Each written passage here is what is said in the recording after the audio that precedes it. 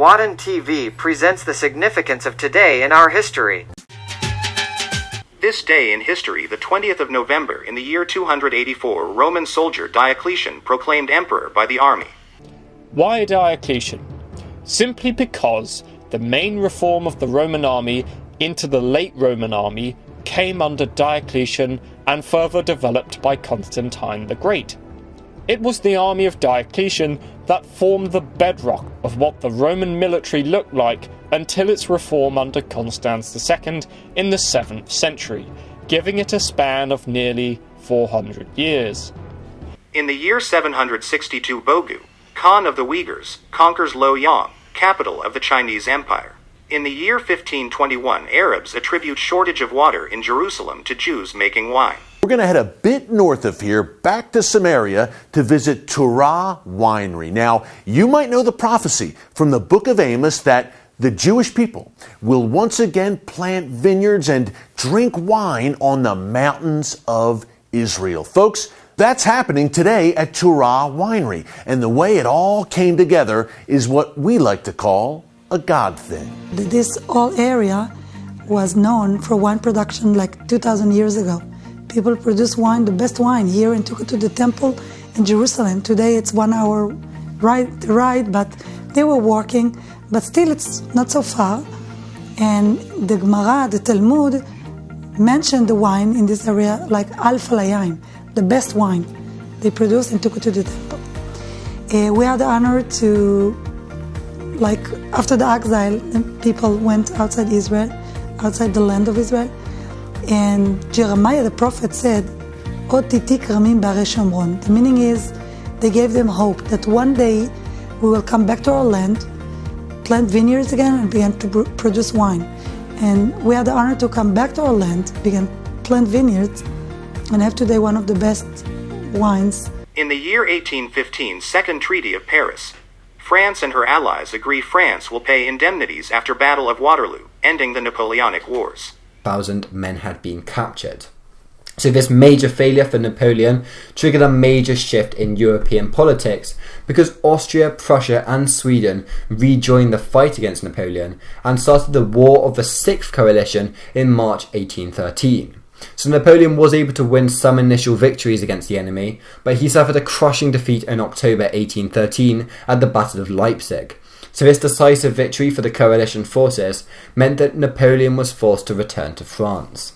So the coalition forces continued to press their advantage, and by March 1814, Paris had been captured and Napoleon was forced to abdicate to the island of Elba. However, now we need to look at Napoleon's return and then finally the 7th Coalition, as Napoleon was able to retake power in France from Louis XVIII when the soldiers sent to kill him instead united with Napoleon. So the coalition forces made it clear that they would not negotiate with Napoleon, which made the War of the 7th Coalition certain to occur. And at the start, Napoleon was able to defeat the Prussian forces at the Battle of Ligny on June 15th.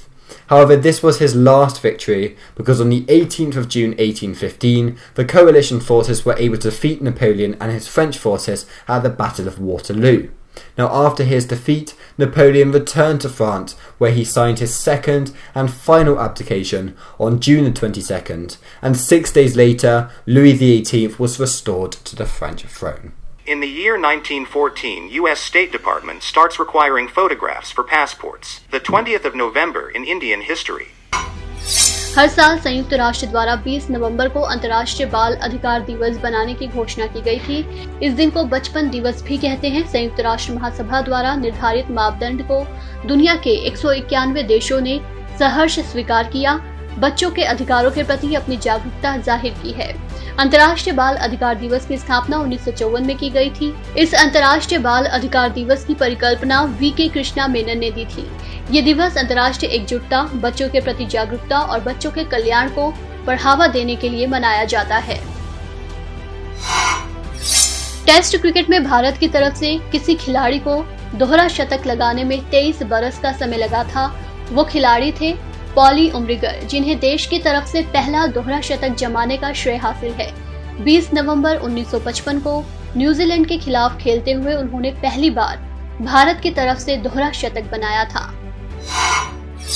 Free style पहलवानी में देश का नाम रोशन करने वाली हरियाणा की प्रतिभाशाली पहलवान बबीता फोगाट का आज जन्म हुआ था।